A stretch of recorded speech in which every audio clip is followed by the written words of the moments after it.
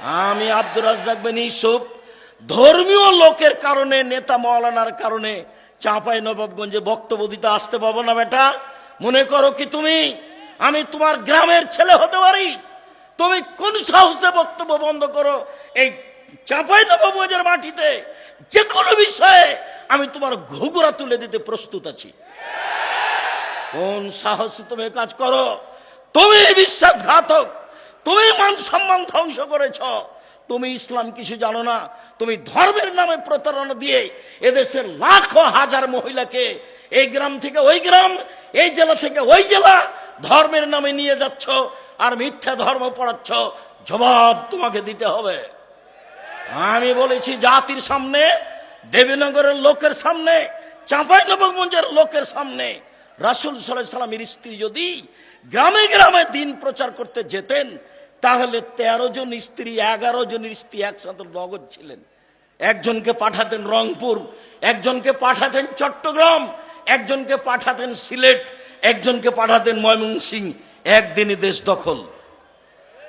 মহিলারা বলেছিল মুহাম্মদ সাল্লাল্লাহু আলাইহি সাল্লাম পুরুষেরা আপনার পাশে বসে দিন ধর্ম জেনে নিল, আমরা কি করব?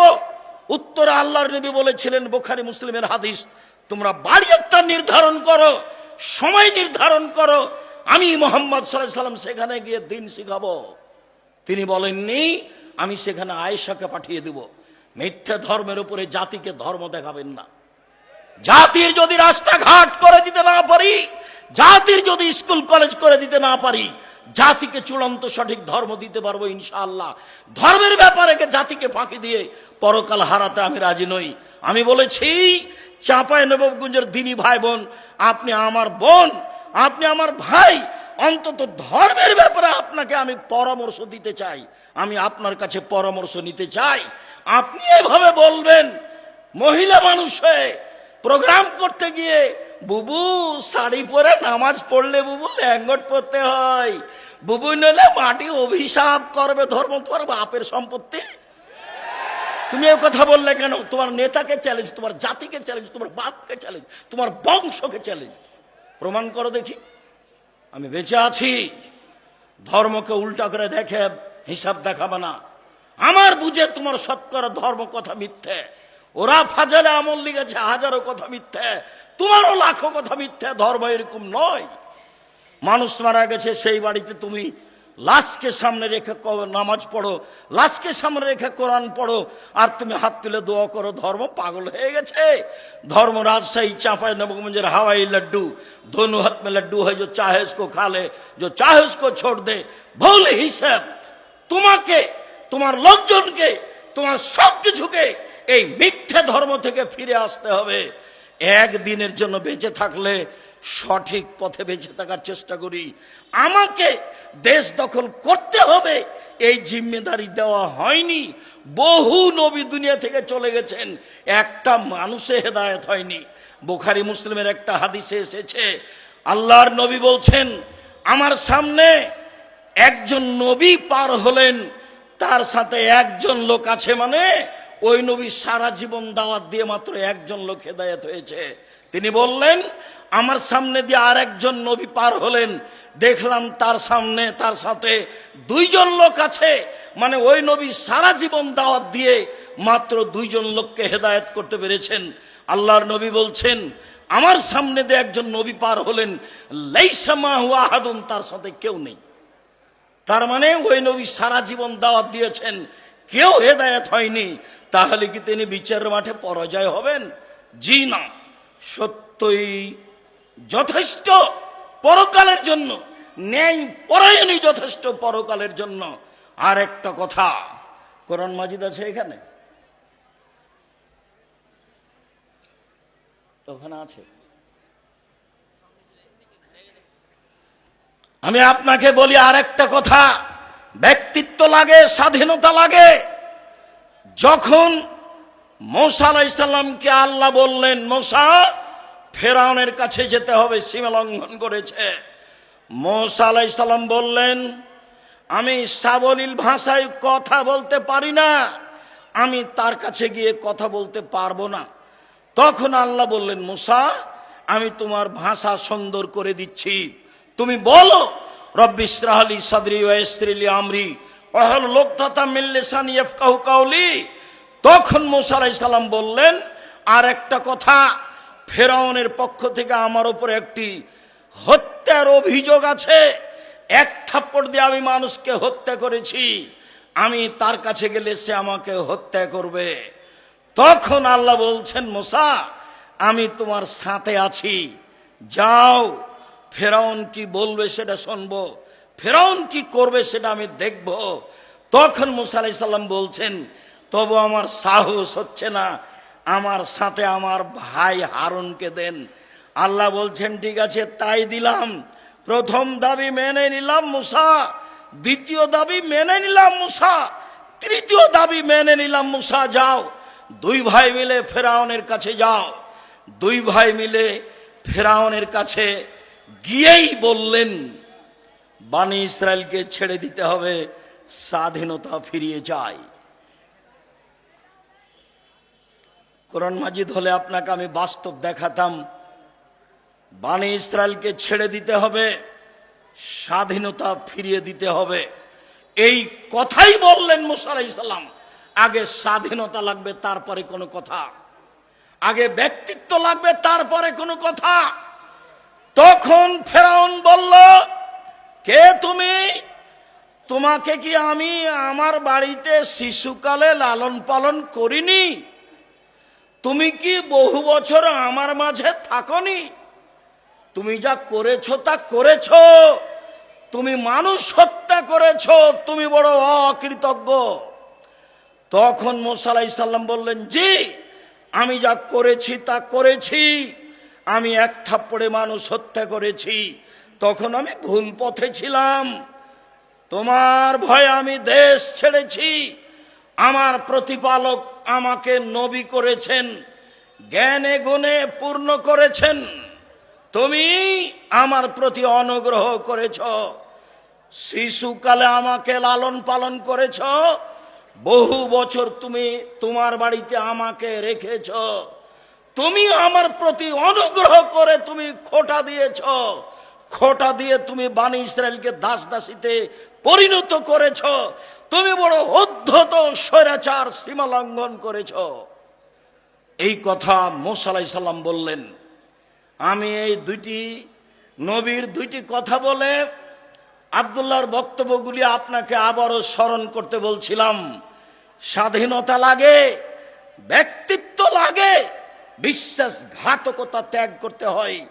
12 বছর নয়, বহুদিন পরে ইউসুফ আলাইহিস সালাম বলছেন, জুলাইখাকে জাতির সামনে ঘোষণা দিতে হবে, অন্যায় আমি জুলাইখা করেছি, ইউসুফ করেনি। সম্মানিত দিনী ভাই বোন, আমার এখানে জরুরি কয়েকটি কথা, দয়া করে যে যেখানে আছেন দিনী ভাই বোন, আত্মীয় স্বজন, এলাকাবাসী, দেশবাসী, আপনাদের ভালোবাসার খাতিরে আব্দুল্লাহ আব্দুর রহমান আব্দুর রহিমকে দেখবেন আশা করে এসেছেন।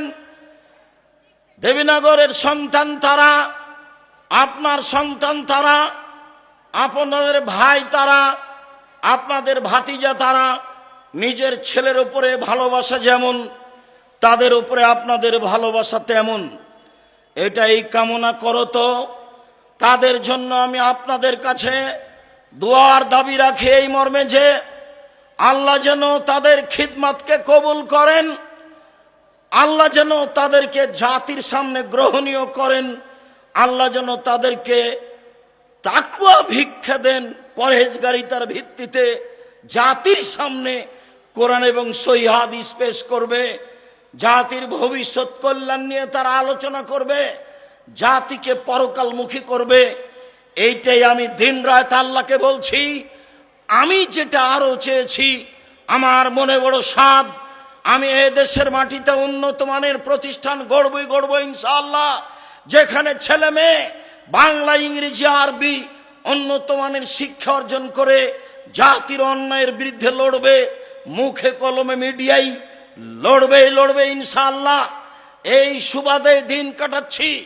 জামিয়া সালাফিয়া ডাঙ্গিপাড়া পাওয়া রাজশাহী প্রায় 40 বিঘা জমির উপরে অবস্থান করে। জামিয়া সালাফিয়া তানোর রাজশাহী, এইটা প্রায় 60 থেকে 70 বিঘা জমির উপরে নির্মাণ হতে যাচ্ছে। জামিয়া সালাফিয়া রূপগঞ্জ, নারায়ণগঞ্জ, ঢাকা প্রায় 100 বিঘা জমির উপরে অবস্থান করে। জামিয়া সালাফিয়া দিনাজপুর তেঘরা, এটা প্রায় 20 বিঘা জমির উপরে অবস্থান করে। জামিয়া সালাফিয়া চট্টগ্রাম রেডি আছে, চলমান হয়নি।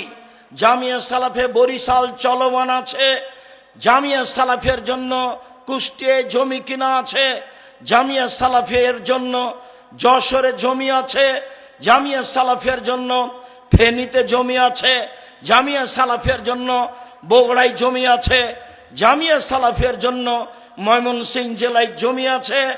জামিয়া সালাফিয়ার জন্য কুমিল্লায় জমি প্রস্তুত আছে। সারা দেশ জুড়ে বড় বড় জেলায় জামিয়া সালাফে গড়ব ইনশাআল্লাহ। সারা দেশ জুড়ে মক্তব পরিচালনা করব ইনশাআল্লাহ, যেখানে ছেলে মেয়ে আকীদা সংশোধন করবে এবং নিজেকে মুক্তি করবে গোলামি থেকে। লন্ডন আমেরিকায় যাই, যেতেই মিথ্যা কথা বলা লাগে, ওই দেশে গিয়ে সুদ নিয়ে জীবিকা নির্বাহ করা লাগে, মিথ্যে করে একটা মেয়েকে বিবাহ করা লাগে, তাহলে 2 জন লোকের ভাতা পাওয়া যায় এমনিতেই। বউ সাজে যেই সেও টাকা পায়, বউ সাজায় যে সেও টাকা পায়। ভিত্তি হচ্ছে সুদের উপরে, চলা ফিরা হচ্ছে মিথ্যার উপরে। বিদেশে গিয়ে দিন ধর্ম বিক্রি করে, স্বাধীনতা বিক্রি করে মুসলিম দিন কাটায়। পদ্মা সেতু তৈরি করে বিদেশের লোক, বাংলাদেশের লোক তারা লেবার হিসাবে কাজ করে। আমাকে বলছে, আব্দুর রাজাক সাহেব, আপনি জামিয়া সালাফিয়ায় সায়েন্স খুলেন না কেন? আমার জন্মভূমি দেবীনগরে সায়েন্স আছে, এদেশের বড় বড় স্কুলে সায়েন্স আছে। তার ছেলের ফলাফল কি আমাকে শোনান। বাপে তো বহু টাকা খরচ করেছে, লক্ষ লক্ষ টাকা খরচ করে ছেলেকে মানুষ করেছে। ফলাফলে দেখা গেল সেই দিন বেশ হুঁশিয়ার, বুদ্ধিমান, সচেতন, মেধাবী ছেলেটা, দেবীনগরের ছেলেটা গাড়ি থেকে নামলো।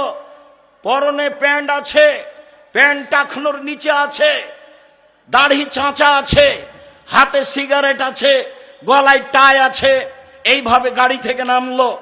একটু পরে গাড়ি থেকে নামলো বৌমা, হালকা হালকা গায়ে কাপড় আছে। একটু পরে নাতনি গাড়ি থেকে নামলো, পুতিন গাড়ি থেকে নামলো, গায়ে কাপড় নেই। দেখি গাড়ির পিছন দিকে কুকুর আছে। বলেন টাকাটার অবস্থা কি হলো? এরই নাম সায়েন্স। এবার আপনি দেখতে পারেন, বাড়ি যান ঢাকায়, ঢাকায় আপনার ওই পিজি হাসপাতালে ছেলে প্রতি মাসে 3 লক্ষ টাকা মাসে বেতনে চাকরি করে। প্রিসক্রিপশন ওই কোম্পানি লিখেছে যে কোম্পানি তাকে টাকা দেয়। ও জানে এর চেয়ে ওষুধ ভালো আছে। ও তো শয়তান, ও একটা আস্ত শয়তান, ও একটা প্রতারক। আপনারা বাপ মা প্রতারক। আপনি আপনার ছেলে মেয়ে কবর দিয়েছেন। এই জাতি অশিক্ষিত, এই ব্যক্তি অশিক্ষিত। এই ছেলে মেয়ের কি উপকার করতে পারে? আমার নামে 5,000 কোটি টাকার মামলা হবে কেন? আমি ঠাকুরের কি করেছি? ঠাকুর বলেছে, ও কালিমা তোমার আকাশ, ও মা তোমার বাতাস। আমি বলেছি, ও ঠাকুর তোর বাপের আকাশ, কালিমার বাপের আকাশ। ঠাকুর জাতির শত্রু, ঠাকুর বাঙালির শত্রু, ঠাকুর জাতির শত্রু, ঠাকুর বাঙালির শত্রু, ঠাকুর ঢাকা বিশ্ববিদ্যালয়ের শত্রু, ঠাকুর বাংলা ভাষার শত্রু। আরে ঠাকুর হলো ইংরেজদের দালাল। যেদিন আমি মুসলিম ইংরেজদের নির্যাতনে জেলে আছি, সেই দিন ঠাকুর লন্ডনে থাকে। এর নাম ঠাকুর। ঠাকুর সবচেয়ে বড় বদ মানুষ এই বাংলার ইতিহাসে, ভারতের পাতায় সবচেয়ে বদ মানুষ এই ঠাকুর। যতবার বলেছে ও মা তোমার আকাশ, ও মা তোমার বাতাস, ততবার ঠাকুর বলেছে ও কালিমা তোমার আকাশ, ও কালিমা তোমার বাতাস। আমি আব্দুর রাজ্জাক বিন ইউসুফ, আমার ছেলে মেয়ে এই গান পড়তে পারে না, অসম্ভব। আপনার মতো কাপুরুষের সন্তান পড়তে পারে, আপনাকে আমি শিক্ষিত মনে করি না। আমি যে অশিক্ষিত, আপনি এই কথা আমি আজ থেকে না 30 বছর আগে বলেছি। আপনাকে, আপনার ছেলেকে, আপনার মেয়েকে, আপনার বাপকে, আপনার জাতিকে, আপনার বংশকে যদি আমি অশিক্ষিত প্রমাণ করতে না পারি, জাতির সামনে বক্তব্য দেব না। নতুন এই কথা বলিনি, বাংলার মাটিতে 30 বছর থেকে বলে আসছি, বিদ্যা কাকে বলে আগে নিচেকে জানতে হবে, তারপরে বাচ্চাকে বিদ্যা দিতে হবে। আপনার বাচ্চা বিদ্যাইটা বুঝতে পারলো না। বলেছি আমি 71 সাল থেকে নিয়ে এখন পর্যন্ত কোন শিক্ষিত মানুষ শিক্ষামন্ত্রী হয়নি এদেশে। যাওয়ার সময় থেকে একটা বই সাথে নিয়ে যাবেন, বইয়ের নাম হচ্ছে শিক্ষা বনাম জাহেলিয়াত। আপাতত 1 থেকে 10 পর্যন্ত বিদ্যা নাকচ করা হয়েছে, নিয়ে যাবেন সাথে। বইয়ের নাম হলো শিক্ষা বনাম জাহেলিয়াত। আরে বেগম রোকেয়া শিক্ষিতা মহিলা হলো কিভাবে, অবাক কথা।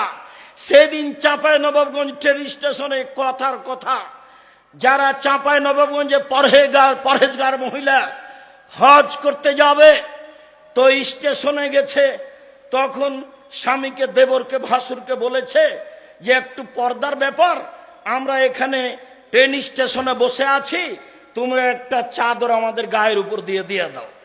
এবার ট্রেন স্টেশন মাস্টার পাশ দিয়ে হাঁটছে প্ল্যাটফর্ম, আর বলছে কি ব্যাপার, কিসের বস্তা এগুলি, লাথি মেরে মেরে দেখছে কি ব্যাপার, কিসের বস্তা এগুলি। বেগম রোকেয়া নিন্দা করছে আপনাকে। বেগম রোকেয়া শিক্ষিতা মহিলা হলো কিভাবে? আপনি তার বইটা পড়ে দেখেন, থুথু দিতে হবে। আমি বললাম, ও কাজী সাহেব, আপনার যে খাতার বিবাহ স্টেশনের জন্য আছে, ওইটাকে আমি টয়লেট পেপার হিসাবে ব্যবহার করা পছন্দ করি না। কেন? ওতে 4 জনের সাক্ষী আছে, 4 জনের সাক্ষী জেনা প্রমাণ করা লাগে। জেনা প্রমাণ করতে কয়জন সাক্ষী লাগে? 4 জন। তো বিবাহতে তো আল্লাহর নবী 2 জনের কথা বলেছেন, তো এটা কি জেনা প্রমাণ করছেন না বিবাহ? তো বলেন তো আপনার খাতা খান কেমনে চলতে পারে, কিভাবে চলতে পারে? মানে আব্দুল্লাহ যেটা বলল সব কিছুই মিথ্যার উপরে চলছে, সব কিছুই। যেটা আমি বলেছি আমার দেবীনগর জন্মভূমি গ্রাম হিসাবে, যে দেখো ডুলি বিবি প্রথা এমন ভাবে ভুলে যেতে হবে, ডুলি বিবি শব্দটার মুখের উপরে পেশাব করে দিতে হবে। আজ থেকে নিয়ে 20 বছর পরে কোনো ছেলে কোনো মেয়ে যদি বলে ডুলি বিবি, তাহলে আরো 5 জন যেন বলে ডুলি বিবি কি গো, ডুলি বিবি কি, তার মানে কি, এটা যেন বলে, এমন ভাবে ভুলে যেতে হবে। মারিয়াম জন বলছে নাসিয়াম মানসিয়া, আমি জাতির অন্তর থেকে মুছে যেতে চাই। আহারে ছি ছি ছি, আমি মারিয়াম, আমার বিবাহ হয়নি, আমার স্বামী নেই, আমি জেনাও করিনি, আমি ঈশাকে জাতির সামনে কি দিয়ে বুঝাবো? আমি ঈশাকে জাতির সামনে কি দিয়ে বুঝাবো? আমি যখন ঈশাকে নিয়ে গ্রামে গেলাম, গ্রামের লোক ঠিকই বললো, ছি ছি ছি ছি ছি, তোমার মা কত ভালো মানুষ, জেনা করেনি। আরে তোমার বাপ কত ভালো মানুষ, কোনোদিন জেনায় লিপ্ত হয়নি। আর তুমি তার মেয়ে জেনা করেছ, অবৈধ সন্তান কাঁধে করে গ্রামে নিয়ে এসেছ। আগে এই বাক্য বলেছিলেন মারিয়াম, আল্লাহ কুনতু নাসিয়াম মানসিয়া, আমি এমন হতে চাই, মানুষের অন্তর থেকে মুছে যেতে চাই, মানুষ যেন কেউ না জেনে মারিয়ামকে। ডুলি বিবি তেমন শব্দ ভুলে যেতে হবে। যদি আমি বলেছি চাঁপাইনবাবগঞ্জ জেলার বিবাহের শুরু থেকে শেষ পর্যন্ত একটা কাজও জায়েজ নয়, আমার জানা অনুপাতে একটা কাজও জায়েজ নয়। এখন নতুন কোনটা হলো নাকি, মৌলানা খাড়গাঁয়ের মৌলানা, নামটা এখন ভুলে যাচ্ছে, আমার চাচাতো ভাইয়ের বিবাহ পড়ালেন, বিবাহ পড়ে বদরের আব্বা, বিবাহ পড়ানোর পরে বলছেন যে উঠো উঠো উঠো 2 রাকাত সালাত আদায় করো, উঠো 2 রাকাত সালাত আদায় করো। বিবাহ পড়ানোর পরে 2 রাকাত সালাত আদায় করতে হবে। আর এখন বলছে বিবাহ পড়ানোর শেষে বলছে দাঁড়িয়ে বলো ওয়ালিমা, ওয়ালিমার দাওয়াত, ওয়ালিমার দাওয়াত। আরে বাসর রাতের সকালে হবে ওয়ালিমার দাওয়াত, বিবাহ পড়ানোর পরে ওয়ালিমার দাওয়াত হয় কি করে? বিবাহ পড়ানোর পরে কেউ কি দোয়া পড়তে হবে কারো জানা নাই। আন্ধা কো আন্ধা পড়াতা হ্যায়, ধর্ম এমনিতেই চলছে। সম্মানিত দিনী ভাই বোন, আমি আপনাদের এখানে যেটা বলতে চাইছি, এ দেশে দুর্নীতি, শয়তানি, ধোঁকাবাজ, রাহাজানি, লুটতরাজ, অবিচার, মারামারি, অন্যায়, পাড়া প্রতিবেশীর সাথে দুরাচার, এইসব গতিবিধি জোরালোভাবে শক্তি প্রয়োগ করে কলা কৌশলে বন্ধ করতে হবে। টিস্যু দিও তো। এইসব কলাকৌশলে বন্ধ করতে হবে। সম্মানিত দিনী ভাই বোন, আমি এখানে কয়েকটি হাদিস, কয়েকটি আয়াত আপনাদের পেশ করি। পেশ করার পূর্বে বলে, এই ছেলে, বিদ্যা দেখাতে চাচ্ছেন, পয়সা দেখাতে চাচ্ছেন? জি না, ভুল হিসাব, সিদ্ধান্ত পরিবর্তন করতে হবে। আপনি মেয়ে মানুষ, ঢং ঢং করে এসেছেন গল্প করতে করতে, আবার ঢং ঢং করে চলে গেলেন। চলে গেলেন কেন? আমি তো আপনার জন্য এসেছি, আমি তো আপনার জন্য এসেছি, আব্দুল্লাহ তো আপনার জন্য এসেছে। আপনি চলে গেলেন কেন? বাইরে 4-5 জনের সাথে গল্প করছেন কেন? মহিলা মানুষ, আপনার লজ্জা হয় না? ও আপনার ভাই। কে বললো ওটা ভাই? আপনার চাচাতো ভাই। আপনি চাচাতো ভাইয়ের সাথে গল্প করেন কি করে? কিসের তাহাজ্জুদ দেখান আপনি, হজ দেখান আপনি, বোরখা দেখান আপনি? এই নোংরামি, এই শয়তানি, এই বেহাই ত্যাগ করুন। সম্মানিত দিনী ভাই বোন, এগুলো হলো পশু প্রাণীর কাজ, গরু ছাগলের কাজ, কুকুর শ্রেণীর কাজ। আল্লাহ তাআলা বলেন, বুঝে না ওরা, অন্তর আছে বুঝে না, দেখেও দেখে না ওরা, চক্ষু আছে দেখে না, শুনেও শুনে না ওরা, কান আছে শুনে না। উলাইকা কাল আনাম, তারা পশু প্রাণীর মতো, তারা গরু ছাগলের মতো, তারা কুকুর শ্রীগেলের মতো, বালুমাজাল, বরং তার চেয়ে খারাপ। এই কথা আল্লাহ আপনাকে বলছেন। আমি তো কোরআন হাদিসের কথা আপনার সামনে বলতে এসেছি। আপনি কেন ওখানে গিয়ে বসে থাকবেন? থাকবেন কেন? আপনি মাথায় টুপি দিয়ে দোকানের সামনে ওই বেঞ্চটাতে কেমনে বসে থাকেন? ওখানে ল্যাংটা মেয়ে নাচে, আপনি দেখে চক্ষু ঠান্ডা করেন, কলিজা ঠান্ডা করে, মনটা সাওয়াত করেন। জান্নাতের মেয়ে ভোগ করতে চান? জান্নাতের মেয়ে কি পড়ে আছে? আপনার স্বভাবই খারাপ, আপনার খাসলত খারাপ, আপনার অভ্যাস খারাপ, যার কারণে আপনি মাথায় টুপি দিয়ে দোকানের সামনে টিভিতে বসে থাকেন। এই যে আমি বলে গেলাম, আমার তো এটা জন্মভূমি দেবীনগর। বলি, দেবীনগরের যত দোকানে টিভি আছে, ল্যাংটা মেয়ে নাচে, এর সব উপার্জন হারাম, সবই হারাম, সবই হারাম। দেখি কোন মায়ের বেটা কথা এভাবে উল্টে ধরতে পারে। এই যে বলে চলে গেলাম। উমামা বাহেলি রাদিয়াল্লাহু তাআলা আনহু বলেন, রাসূল সাল্লাল্লাহু আলাইহি সাল্লাম বলেছেন, পৃথিবীর মানুষ লা তাবেহুন্না, যারা গান বাজনা করে, নাচে, তাদের ব্যবসা করো না, তাদের বিক্রয় করো না। ওয়ালা তাস্তারহুন্না, তাদের ক্রয় করো না। ওয়ালা তুআল্লিমুহুন্না, মেয়েদেরকে গান বাজনা শিখিয়ে দিও না। ওয়াসামানহুন্না, হারাম, এদের উপার্জন হারাম, এদের মাধ্যম হারাম, এদের সব কিছু হারাম। গান বাজনার কারণে, বাদ্যযন্ত্রের কারণে জাতির উপরে 3টে বিপদ নেমে আসবে। 1, ভূমিকম্প হবে। 2, আকার আকৃতি পরিবর্তন হবে। সন্ধ্যায় থাকবে মানুষ, সকালে হবে শোর। সন্ধ্যায় থাকবে মানুষ, সকালে হবে বানর। 3, সমস্যা নেমে আসবে। গান বাজনার কারণে, মেয়েদের নাচের কারণে, মদ পান, বিড়ি তামাক, জর্দা, সিগারেট, গুলের কারণে 3টে বিপদ নেমে আসবে। 1, ভূমিকম্প হবে। 2, আকার আকৃতি পরিবর্তন হবে। সন্ধ্যায় থাকবে মানুষ, সকালে হবে শুকুর, সোর, একবারে হুবাহু সোর হয়ে যাবে। সকালে হবে বানর। 3, সমস্যা নেমে আসবে। মাদ্রাসায় মারামারি, মসজিদে মারামারি, হিংসা বিদ্বেষে ভরা। দেবীনগর ঈদগাহের মাঠ আমি অন্তত 10 বার পরিবর্তন করতে চেয়েছি। বলেছি চলেন আশেপাশের বাড়ি কিনে নিয়ে এটা বড় করি। বলেছি চলেন এটা বিক্রি করে দিয়ে মাঠে, নদীর ঘাটে বড় একটা ঈদের মাঠ তৈরি করি। কেউ সাড়া দেয় না। কোথায় রহস্য? বলেছি দেবীনগরে মাদ্রাসার জমি বিক্রি করে দেওয়া হোক, বাইরে 10 বিঘে জমি কিনে মাদ্রাসা তৈরি করব। কোথায় সমস্যা আমি বুঝতে পারি না। সমস্যা নিয়ে আপনি দুনিয়া থেকে চলে যান, এভাবেই থেকে যায়। কেন আমি এভাবে আগাতে পারি না? আপনি চান না যেই যায় আমার সামনে সেই বলে নিজের জন্য তো কিছু করেন না, যা দেবীনগরের জন্য তো কিছু করেন না, চাঁপাইনবাবগঞ্জের জন্য তো কিছু করেন না। আমি টিকতেই পারি না, তো আমি করব কি? আমি তো এখানে টিকতেই পারি না। আমি যদি কালকে ঈদের মাঠে দেবীনগরে উপস্থিত হই, বড় বড় হুজুর তারাই নাকি ঈদের মাঠে কথা বলবে, তা আমি তো ওখানে পুঁটির মাছ ফেমসা, তা আমি আর কি করব? ওই হিসাবই করে না, পড়তে না জেনে বলছে ও ইমাম, তা আমি কি করতে পারি? করো যাও। এই তো অবস্থা আমি দেখতে পাচ্ছি। আমার এখানে হিংসার কিছু নেই, আপনি মনে কিছু নেবেন না। আপনার ওপর আমার ভালোবাসার অভাব নেই। কি বলতে চান কালকে ছেড়ে চলে যান, বাকিটা আমি দেখবো ইনশাআল্লাহ। কিভাবে করা লাগে সেটা আমি দেখবো, ঈদের মাঠ কিভাবে করা লাগে সেটা আমি দেখবো ইনশাআল্লাহ। আপনি আমাকে পরামর্শ দিবেন, অন্য কিছু করা লাগবে না, বাকি আমি দেখবো ইনশাআল্লাহ।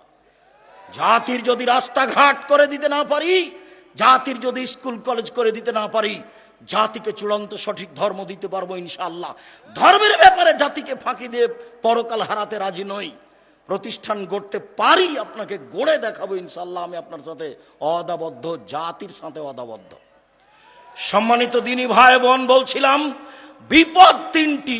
এক, এজা সারেবুল খমুরা, যখন আপনি নেশাদার দ্রব্য পান করবেন তখন তিনটে বিপদ নেমে আসবে। ভূমিকম্প, সর হয়ে যাওয়া সকালে বানর, আর বিপদ। দুই, জাহারাতিল কায়নাত, মেয়েরা যখন নাচবে, সব দোকানে মেয়ে নাচে, ঘন্টার ঘন্টা বসে থাকেন আপনি টুপি মাথায় দিয়ে, সব দোকানে মেয়ে নাচে, সব বাড়িতে মেয়ে নাচে। নবী বলছেন যেদিন মেয়েরা নাচবে সেই দিন এই তিনটা বিপদ নেমে আসবে। ওয়াদারাবু বিল মাযিব, যেদিন বাদ্যযন্ত্র প্রকাশ পাবে, সব মোবাইলেই বাজনা বাজে, সব বাড়িতে বাজনা বাজে, সব দোকানেই বাজনা বাজে, দিব্যি দোকানে বাজনা বাজছে, টিভি চলছে, আর আপনি সেখানে বসে আছেন। আপনি বলছেন আমি 5 ওয়াক্ত সালাত আদায় করি, আপনি গ্রামের সর্দার, এগুলো বলছেন। আমি বলে গেলাম মোদের কিছু নিয়েন না, আপনি আমার ভাই, আপনি আপনার চাচা, আপনার স্বভাবই খারাপ, সেই জন্য এখানে বসে থাকেন। আমাদের গ্রামের ভাষায় আপনার খাসলত খারাপ। কেন আপনি এখানে বসে থাকবেন? এখানে ন্যাংটা মেয়ে নাচে। আল্লাহর নবীকে বলছেন, জাবের আল্লাহর নবী, হঠাৎ যদি আমার চোখটা বেটি ছেলের উপরে পড়ে যায়, মহিলার উপরে, তা আমি কি করবো? এটা জিজ্ঞাসা। হাদিস বুখারী মুসলিম। তখন আল্লাহর রাসূল তাকে বলছে, তিনি বলছেন ফা আমারানি, আল্লাহর নবী আমাকে বললেন, আন আসরেফা বাসারি, আমার চোখটা আমি ফিরিয়ে নিব, আমার চোখটা আমি ফিরিয়ে নিব। তা আপনি টিভিতে কারণবশত যদি খবর শোনেন, তো এভাবে থাকতে হবে, এভাবে থাকতে হবে। আপনি ওই রং মাখানো পতিতালয়ের মেয়েটার মুখখানের উপরে তাকিয়ে আছেন একবারে এক খেয়ালে, তখন আপনি তাহাজ্জুদ পড়েন। এটা হলো আল হায়া মিনাল ঈমান ওয়াল ঈমান ফিল জান্নাহ। লজ্জাই হচ্ছে ঈমান, ঈমানই হচ্ছে জান্নাত। আল হায়া মিনাল ঈমান, ঈমানই হচ্ছে জান্নাত, ঈমানই হচ্ছে জান্নাত, ঈমানই হচ্ছে লজ্জা, লজ্জাই হচ্ছে জান্নাত। আল্লাহ রাসূল বলছেন, সব নবী বলতেন এজালাম তাস্তাহি ফাসনামা শেতা। সব নবী বলতেন।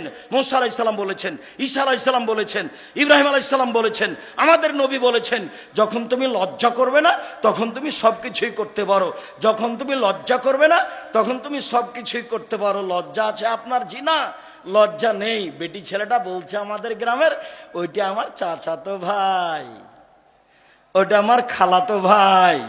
তো এখন বিবাহের বৈঠকে যেদিন কি খাওয়াচ্ছে, থুবড়া, তখন বলছে যে অমুক ভাই আমরা ওর মুখখান ধরে আছে বলে আমরা সারা গ্রামের লোক, তার কাছে টাকা পাবো। যুবতী বেটি ছেলেটা, লোকটা, ছেলেটা, যুবকটা মহিলাটার মুখে ক্ষীর তুলে দিল। বইয়ের মুখে ক্ষীর তুলে দিতে হয়, এটা আল্লাহ নবী বলছেন, হাদিস বুখারী মুসলিম। এই পাড়ার সবারই কি বেটি ছেলেটা বউ? ধর্ম পাগল হয়ে গেছে। মুরব্বী মানুষরা, আপনারা শরম পান না কেন? এই নীতির এই থুবড়া শব্দটাতে পেশাব করে দেন। থুবড়া আর এই দেশে কোনোদিন চলবে না। থুবড়া কি জিনিস? এত নোংরা জিনিস নাম থুবড়া। এই শরীয়তে আসতে পারে কি করে? বাইনা কি জিনিস? বরফটা কি জিনিস? আমাটা কি জিনিস? খিরকাচি কি জিনিস? এই সব কিছুর মুখের উপরে পেশাব করে দিতে হবে, আর কোনোদিন আসবে না এগুলো বাড়িতে। মেয়ের পক্ষ থেকে জয়জন লোক গেছে, ছেলের পক্ষ থেকে তো তার ডবল আসবে। ধর্ম পাগল হয়ে গেছে। আমের সময় আম দিতে হবে, আটা দিতে হবে, খাসি দিতে হবে। বোকা ছেলে, তুমি দিয়ে আসো তোমার শ্বশুরকে। তোমাকে তোমার শ্বশুর দিবে কেন? তুমি তো লালন পালন করে একটা মেয়ে পেয়েছো, আবার তো মেয়ের বাপকে দিতে হবে কেন এত কিছু? শুনুন, মহান আল্লাহ বলেন, ইদফা বিল্লাতি হে আহসান।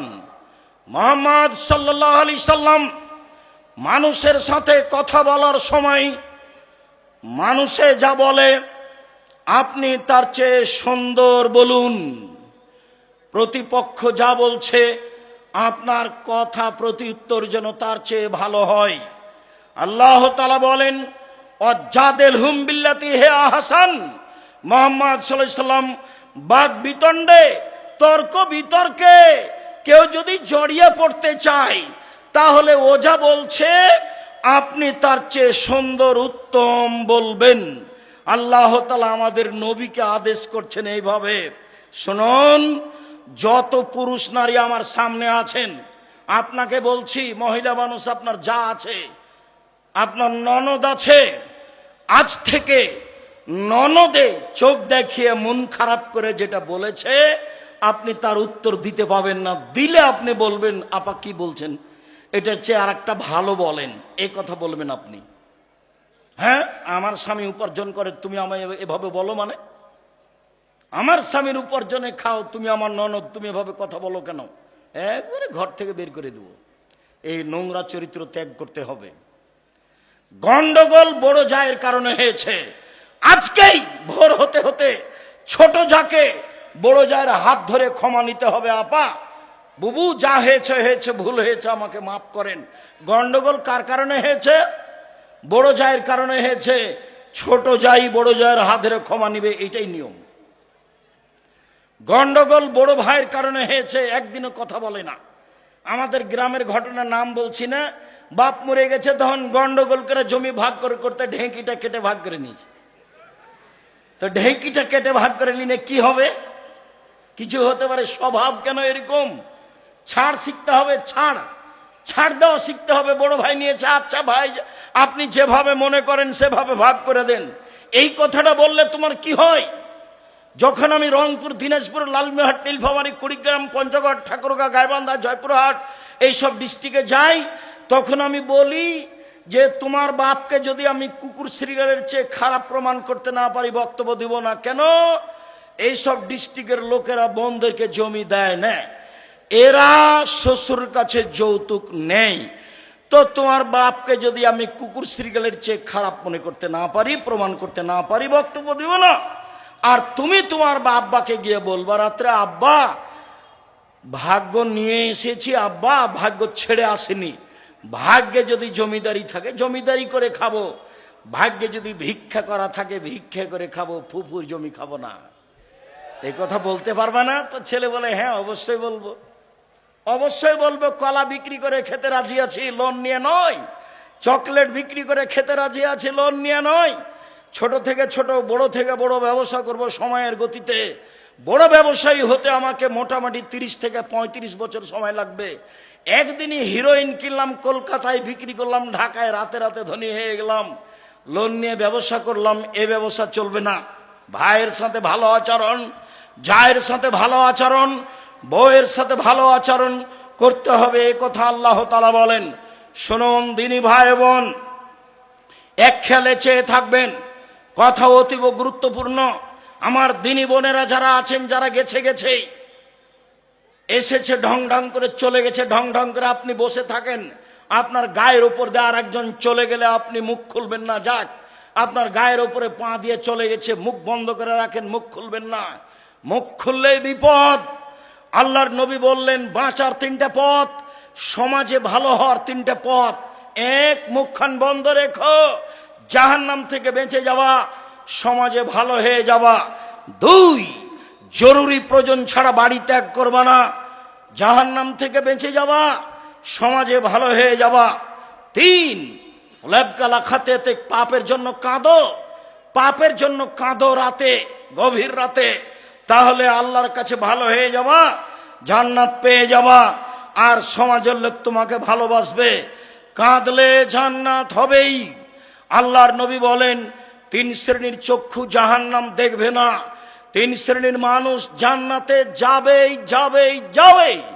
1 শ্রেণীর মানুষ বাকাত মিন খাসিয়াতিল্লাহ, যে আল্লাহর ভয়ে কাঁদে সে জান্নাতে যাবে। 2, হারাসাত ফি সাবিলিল্লাহ, যে আল্লাহর রাস্তায় পাহারা দেয়, দিন ধর্মের কাজ করে, সে জান্নাতে যাবে। 3, গাজাতান মাহারিমিল্লাহ, অপর নারীকে দেখে চক্ষু নিচু করে যে, সে জান্নাতে যাবে। টিভির অবস্থা কি হবে? গার্লস স্কুলের অবস্থা কি হবে? আপনার মহিলা কলেজের অবস্থা কি হবে? বেগানা নারীকে দেখে চক্ষু নিচু করে যে, সে জান্নাতে যাবে, যাবেই যাবে। আল্লাহ রাসূল বলছেন লা ইয়ালাজান নারার রাজুলু বাকামিন খাসিয়াতিল্লাহ হাত্তা ইয়ালিদাল লাবানু ফি দারে।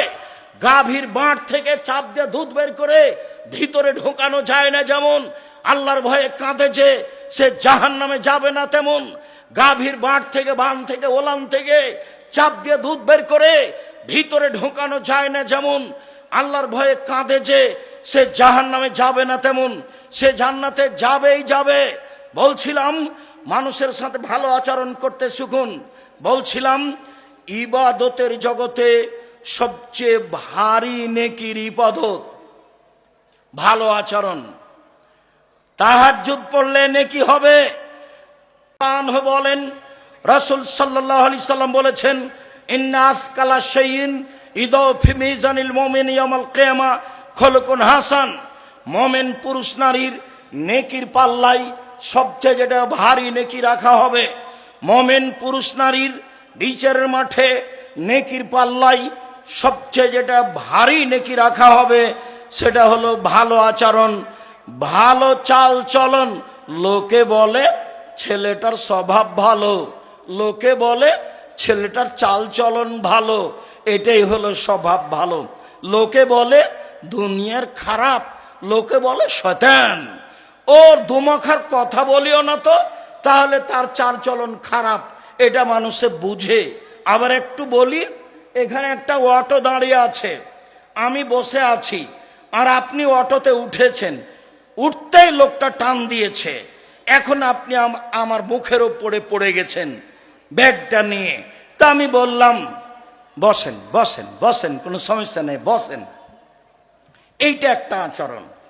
আমি বললাম চোখ নাই, চোখ নাই, দেখতে পান না, এরকম ভাবে উঠেন কেন, মানুষের গায়ের উপরে পড়ে যান, এটা একটা আচরণ। বলেন তো কোনটা ভালো? তাহলে মানুষ ভালোটা বুঝে। এইটার নেকি সবচেয়ে ভারী নেকি দাঁড়ি পাল্লাই। মনে রাখবেন হিন্দুদের দাঁড়ি পাল্লা বিচারের মাঠে হবে না। কেন? তাদের নেকি নেই। ইহুদিদের দাঁড়ি পাল্লা বিচারের মাঠে হবে না। কেন? তাদের নেকি নেই। খ্রিস্টানদের দাঁড়ি পাল্লা বিচারের মাঠে হবে না। কেন? তাদের নেকি নেই। কাদিয়ানি, শিয়া, এ আকীদার যারা, তাদের বিচারের মাঠে পাপ নেকি ওজন হবে না, কেননা তাদের নেকি নেই। আল্লাহ তাআলা বলছেন ওয়ায়ুখাযু বিন-নাওয়াসি ওয়াল আকদাম, তার পায়ে এবং মাথা ধরে তাকে টেনে হেঁচড়ে জাহান্নামে নিক্ষেপ করা হবে, তার পাপ নেকি ওজন হবে না। যারা মুমিন পুরুষ নারী নেকি করেছে, পাপ করেছে, এদের পাপ নেকি ওজন হবে। একাধিক আয়াত, একাধিক হাদিস বলছিলাম, মনে রাখা ভালো হবে। বিচারের মাঠে সবচেয়ে ভারী নেকির ইবাদত হলো ভালো চাল চলন, ভালো আচরণ। ভালো চাল চলন দিয়ে জান্নাতুল ফেরদাউস পাওয়া যায়। এমন কোন ইবাদত নেই যা দিয়ে সরাসরি জান্নাতুল ফেরদাউস পাওয়া যাবে। হজ করে হয় না, সিয়াম পালন রোজা থেকে হয় না, সালাত আদায় করে হয় না, দান খায়রাত করে হয় না। ভালো আচরণ দিয়ে জান্নাতুল ফেরদাউস পাওয়া যায়। এক খেয়ালে চেয়ে থাকুন, আল্লাহর নবী বলেন আনা জাইমুন বে বাইতিন ফিল জান্নাহ লেমান তারাকাল কিসবা ওয়াইন কানা মাযে। কেউ যদি মজাক করেও মিথ্যা না বলে, আমি মুহাম্মদ সাল্লাল্লাহু আলাইহি সাল্লাম তাকে জান্নাতে একটি ঘর নিয়ে দিব। কেউ যদি মজাক করে হলেও মিথ্যা না বলে, আমি তাকে জান্নাতে একটি ঘর নিয়ে দিব। তিনি বলেন ওবে বাইতিন লেমান তারাকাল মেরা ওয়াইন কানা মুহিক্কান। কেউ যদি তর্ক ছেড়ে দেয় সত্য হলেও, না আব্দুর রাজ্জাক সাহেব এটা বলেছেন, আরে না এটা বলেছেন, আরে না এটা বলেছেন, আসসালামু আলাইকুম গেলাম, আপনার সাথে আমি তর্ক করতে রাজি নই। সত্য হলেও যে তর্ক ছেড়ে দেয়, আমি মুহাম্মদ সাল্লাল্লাহু আলাইহি সাল্লাম তার জন্য জান্নাতে একটি ঘর নিয়ে দিব। এবার তিনি বলছেন ওয়ালাল জান্নাত লিমান হাসানা খুলুকাহু, যে তার চাল চলন ভালো করলো, আমি মুহাম্মদ সাল্লাল্লাহু আলাইহি সাল্লাম তাকে জান্নাতুল ফেরদাউস নিয়ে দিব। চাল চলন ভালো বলে কাকে? সকাল হতে হতে বড় ভাইয়ের হাত ধরে ক্ষমা নিতে হবে, দুইজনে একসাথেই চলতে হবে ভাইয়ে ভাইয়ে। গলিতে বাবলা কাঠের কাঁটা দিয়ে রাস্তা ঘেরে দিয়েছে, দিয়ে বলছে তুই কোন দিকে যাবি যা, তুই কোন দিকে যাবি যা। ওর বউ বলছে যেতে দিবা না, যেতে দিবে না, ভালো করে বাঁধো, ভালো করে বাঁধো। বদ মায়া লোকটা বলছে ভালো করে বাঁধো, ভালো করে বাঁধো। কত খাসলত খারাপ গায়দাল নিবি, সেই স্বামীকে এইভাবে বলছে। অবাক কথা, স্বামীকে এভাবে উদ্বুদ্ধ করছে অন্যায়ের পরে। এরপরে যদি এরকম কাজ করেন, সত্যি এরকম মহিলার উপরে গজব না চলো, একে তালাক দিয়ে দিন, একে বাড়িতে রাখা হবে না। কি করে কথা বলতে পারে যে ভালো করে বেড়াতেন, ভালো করে বেড়াতেন, ও যেন বের হতে না পারে, ও যেন আমাকে গালি দেয়, আমাকে গালি দেয়, আমার গাছ সেম গাছটাকে ছাগল দিয়ে খাওয়াইয়া দিয়ে আমাকে গালি দেয়। চাল চলন পরিবর্তন করতে হবে। দিয়াড়ে বাড়ি, এদিকে দেখেন, এই ছেলে খেয়াল করো, তোমার বাপ যখন ধান কাটছিল আইল তো নাই, তো ফাঁড়ি দিচ্ছে, তো মাঝামাঝিতে একটা ধানের গোছ পড়েছে, এটা কি করবে তোমার বাপ? তোমার বাপ যদি এটা নিজের দিকে নিয়ে নেয়, তোমার বাপ জালেম। বড় বড় আলেম ওলামা বসে আছে, দেখো ফতোয়া দেখি কিভাবে উল্টে দেয়। তোমার বাপের উচিত মধ্যের থোপটা কোন দিকে দিবে? প্রতিবেশীর দিকে দিবে। তোমার বাপ, তোমার অভ্যাস, যখন ওই আল নাই সেই জমিতে হাল চাষ করেছ, তখনই এক ভাঁড় শেষ ভাঁড়টা চাপে ধরেছ। কি হবে এই দিয়ে? এই দিয়ে কি হবে? এরই নাম জুলুম, এরই নাম অন্যায়, এরই নাম অবিচার, এরই নাম শয়তানি, এরই নাম রাহাজানি, এরই নামই ডাকাতি। কেন আপনার স্বভাব এরকম হবে? আপনার খাসলত কেন এরকম হবে? কেন আপনার ছাড় নেই? ছাড় কেন নেই? কেন আপনার ভাইয়ের উপরে মুখের উপরে লড়ে যাবেন? কেন আপনার বোনের উপরে মুখের উপরে বলতে লাগবেন? কেন আপনার চাচার উপরে এভাবে মুখের উপরে বলতে লাগবেন? আসেন দেখে নিচ্ছি, আসেন দেখে নেবো আপনার ব্যাটা কয়টা কে কয়টা, এভাবে কথা বলবেন কেন? আসেন এদিকে সাইটে নেবো আপনাকে। এগুলি কি কথা? এগুলো কি কথা? স্বভাব একবারে এই স্বভাবের মুখে পেশাব করে দিতে হবে। এরপরে কোনোদিন এই স্বভাব নিয়ে আসতে হবে না। এটা খারাপ, এটা ভালো আচরণ নয়, এটা ভালো স্বভাব নয়, এটা খারাপ স্বভাব, এটা খারাপ খাসলাত, এটা খারাপ অভ্যাস। ছাড় দিতে হবে, নরম হতে হবে, নরম ছাড় দিতে হবে, নরম হতে হবে। আচ্ছা ঠিক আছে চাচা, আপনি যেটা ভালো মনে করবেন করেন। তোমরা 5 ভাই আছো, তাতে কি হবে? তোমার চাচা যেটা করছে মেনে নাও। কতটুকু লস হতে পারে তোমাদের? কতটুকু লস হতে পারে? তোমার তো স্বভাব আমি জানি, তোমার তো হুজুর বলেছে গরু 7 ভাগায় চলবে, তারপরে গোস্ত নিয়ে মারামারি লাগিয়েছ। সেই কথা তো আমাকে অনেকেই বলে, কুরবানির গোস্ত নিয়ে মারামারি লাগিয়েছে। বয়ে বলছে, বনে বলছে করে এক পিছে যে কলিজা নাই। তারা আব্দুর রাজ্জাক সাহেব ঠিকই বলেছে, আরে ভাগই নাই, ভাগে কুরবানি নেই। 7 দিনের দিনে আকিকা দিতে হবে, ভাগে কুরবানি চলবে না। ব্যক্তি আর পরিবার দুটো এক নয়। টাকা থাকলে ষাঁড় দিয়ে কুরবানি দিতে হবে, উঁট দিয়ে। টাকা না থাকলে ষাঁড় দিয়ে, টাকা কম থাকলে খাসি দিয়ে, টাকা কম থাকলে ছাগি দাঁড় দিয়ে, দাঁড় যেটা বাড়িতে আছে কম দাম। যদি আর এর চেয়ে যদি কম থাকে তাহলে ভেড়া, ভেড়ি দিয়ে দিবেন, ভেড়ি নিজে দিবেন, দাম কম। কেন ভাগে গেলেন? গন্ডগোল কুরবানিতে দেখি, গোস্ত দেখি গন্ডগোল, একটুকু যে ছাড় নাই। সভাপতি গ্রামের এখন তো বিচার চলে গেছে চেয়ারম্যান মেম্বার হাতে। এখন কি টাকা দিয়ে বিচার হয়? ও নাকি চেয়ারম্যান, শয়তান। ও নাকি চেয়ারম্যান ফাঁকি দিয়ে জাতির ক্ষতি করে টাকা নিয়ে বিচার করে। ওই যে আপনার ছেলের মতো, ওই যে প্রিসক্রিপশন লেগেছে শয়তানটা, ওই যে জাতির জন্য ক্ষতিকারক। আপনি লাখ লাখ টাকা পয়সা খরচ করে পড়িয়েছেন, মেয়েটাকে আপনি ডাক্তার বানাতে চাচ্ছেন, রাত দিন আর একটা যুবক ছেলের সাথে ঘুরে। একটা মেয়ের যখন অপারেশন হয় তখন ওই সবাই মিলে পাছার উপরে থাবা মারে, আপনার মেয়েও থাকে ওখানে। এই ছেলেগুলো জিজ্ঞাসা করেন, আপনার ভাতিজাকে জিজ্ঞাসা করেন, আপনার ভাতিজাকে জিজ্ঞাসা করে, হ্যাঁ বেটা এরকম কথা। চাচা একবারে এর চেয়ে বেশি। চাচা লজ্জা হয় না কেন আপনার? শরম হয় না কেন আপনার? হায়া হয় না কেন আপনার? ইতস্তবোধ হয় না কেন আপনার? বোধোদয় হয় না কেন আপনার? বোধগম্য হয় না কেন আপনার? বোধোদয় হয় না কেন আপনার? আপনি যে মানুষ, বুঝেও বুঝে না ওরা, অন্তর আছে বুঝে না, দেখেও দেখে না ওরা, চক্ষু আছে দেখে না, শোনেও শোনে না ওরা, কান আছে শোনে না। উলাইকা কাল আনাম, তারা পশু প্রাণীর মতো, তারা গরু ছাগলের মতো, তারা কুকুর শ্রীগেলের মতো, বালহু মাজাল, বরং তার চেয়ে খারাপ। শুনুন, আপনার নেকির পাল্লায় সবচেয়ে ভারী নেকি ভালো আচরণ। শুনুন, সবচেয়ে দামি জান্নাত জান্নাতুল ফেরদাউস পাওয়া যায় ভালো আচরণে, তাহাজ্জুদে নয়। জান্নাতুল ফেরদাউস পাওয়া যায় ভালো আচরণে, হজে নয়। হজে জান্নাত পাওয়া যেতে পারে, দামি জান্নাত জান্নাতুল ফেরদাউস পাওয়া যায় সিয়ামে রোজাতে নয়, ভালো আচরণে। এবার সবচেয়ে দামি জান্নাত, আবু মালিক আশআরী রাদিয়াল্লাহু তাআলা আনহু বলেন, রাসূল সাল্লাল্লাহু আলাইহি সাল্লাম বলেছেন, ইন্না ফিল জান্নাতে গরাফিরা যাহিরুহা মিন বাতিনিহা ওয়া বাতিনুহা মিন যাহিরিহা। জান্নাতে কতগুলি দামি দামি ঘর রয়েছে, উন্নত মানের পদার্থ দিয়ে তৈরি, যার বাহির থেকে ভিতর দেখা যায়, ভিতর থেকে বাহির দেখা যায়, খালি টক টক টক টক করছে, ঝকঝক করছে।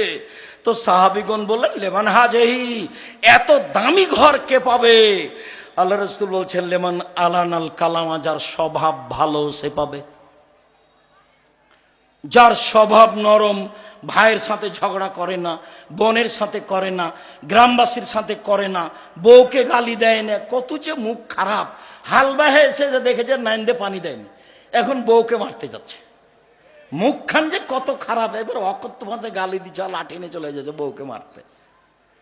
আরে তোমার জন্য ভাত রান্না করে দিয়েছে, এটাই তো অনেক।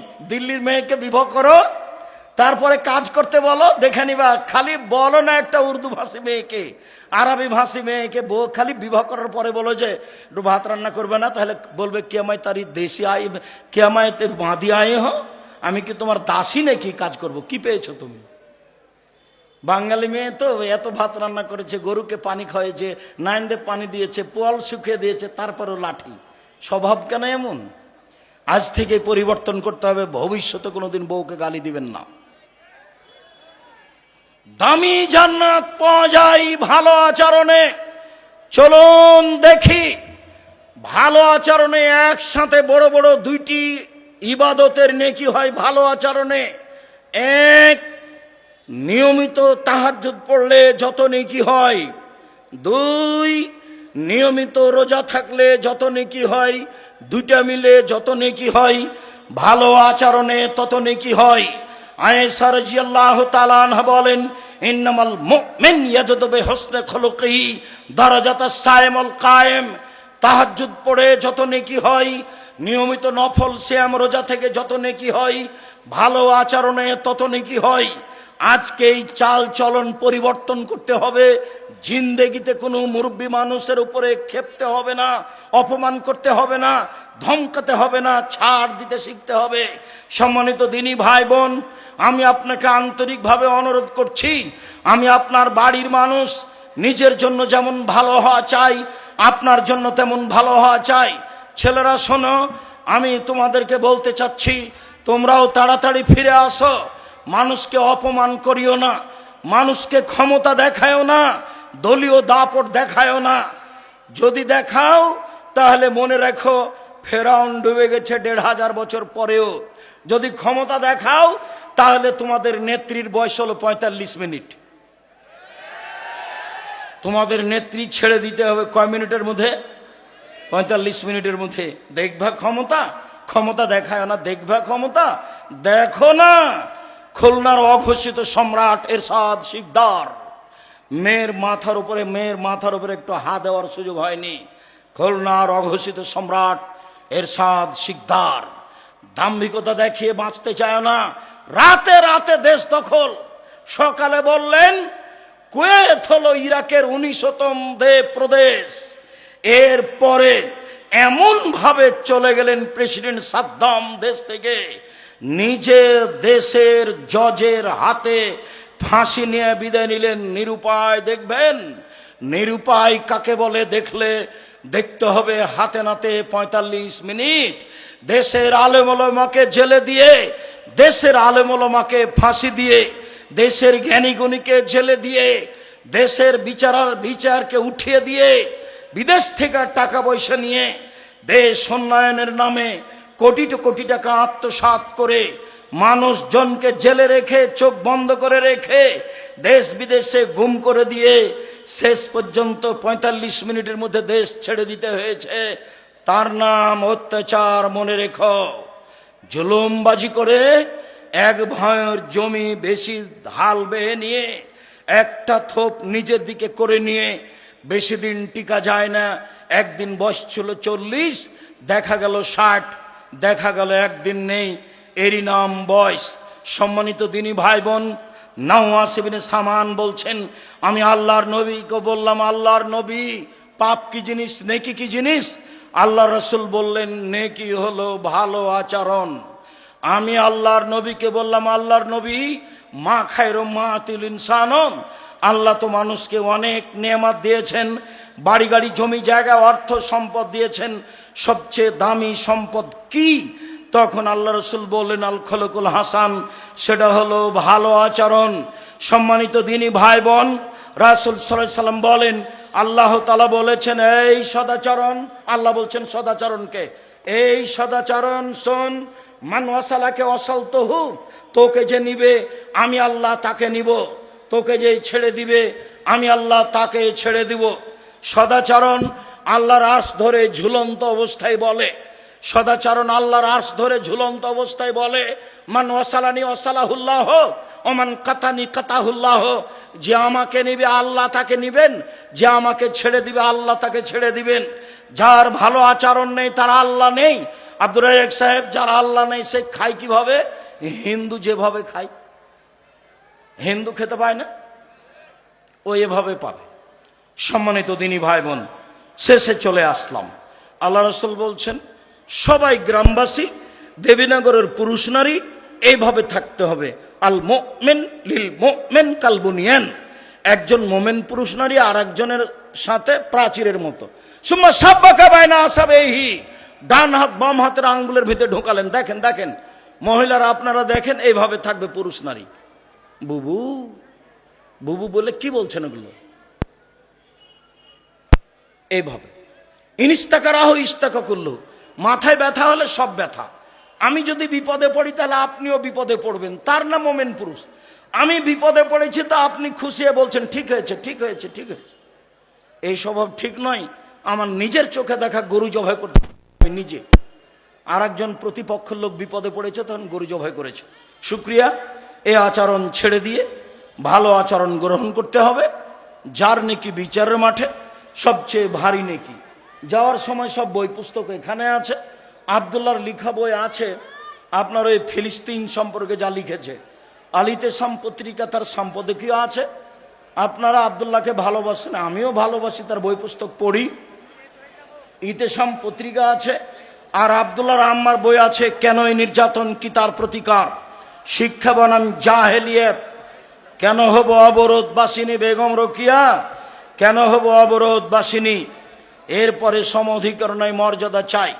সম্মানিত দিনী ভাই বোন, আমি প্রথমে আপনাদের শুকরিয়া আদায় করি, জাযাকুমুল্লাহ খায়র। বাংলাদেশের দূরদূরান্ত হতে দেশবাসী, এলাকাবাসী সবার উপস্থিতিতে আমি খুব খুশি হয়েছি। আপনার ভালোবাসা আল্লাহ কবুল করুক। আমার কোনো কথাই কষ্ট নিয়েন না, আমি আপনার গ্রামের মানুষ, তাই আপনার গ্রামের মতো করে বললাম, আমার জন্মভূমির মতো করে বললাম। এটা আপনাকে আসলে মূলত পরিবর্তনের লক্ষ্যে, আপনি মনে কিছু নিয়েন না। আমি আপনার খুশির আশাতে খুশি হয়েছি।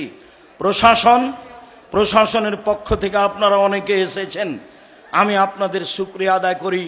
প্রশাসনদেরকে আমি স্বাগতম জানাই।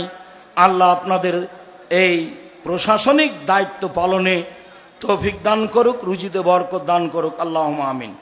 আমাদের যারা গ্রামের ছেলেরা, আমাদের যারা আলেম ওলামা এখানে উপস্থিত হয়েছেন, আমি দেবীনগরের আলেম ওলামা, দেবীনগরের মহিলারা যারা হাফেজা আলেমা, আমি আপনাদের শুকরিয়া আদায় করি, জাযাকুমুল্লাহ খায়র। আপনারাও আমার অজান্তে অনেকে কোরআনের হাফেজা, আপনারা অনেকে দাওরা পাস করেছেন, আপনারা অনেকে ভালো জ্ঞান অর্জন করেছেন। আমি আপনার বাড়ির গ্রামের মানুষ হিসাবে আপনার শুকরিয়া আদায় করি, জাযাকুমুল্লাহ খায়র। দেবীনগরের আলেম ওলামা, আমার মিতে আব্দুর রাজ্জাক সালাফি, অনেক দিনের সাথে থাকা মানুষ, বড় ভালো বিদ্বান মাওলানা সুলতান, চাটাইডুবি মাদ্রাসার প্রধান শিক্ষক, এনারা আমার খুব সিনিয়র মানুষ, বেশি সিনিয়র এবং সম্মানী বড় আলেম। আমি তাদের মন থেকে শ্রদ্ধা করি। দেশবাসী যারা আপনারা আলেম ওলামা, আমি আপনাদেরকে যথাযথভাবে মূল্যায়ন করতে চাই। আপনি ভালোবাসা দিয়ে আমার সাথে চললে আমার পক্ষ থেকে আপনার ব্যাপারে ভালো পরামর্শ থাকবে ইনশাআল্লাহ। কোনো কথাকে সামনে নিয়ে মন খারাপ করবেন না। সাথে সাথে বই পুস্তকগুলি সবাই নিয়ে যাবেন, আমার দিনী বোনেরা নিয়ে যাবেন। আদর্শ নারী, আদর্শ পরিবার, আদর্শ পুরুষ, এইগুলো আপনার জন্য লেখা আছে। আদর্শ নারী, আদর্শ পুরুষ, আদর্শ পরিবার।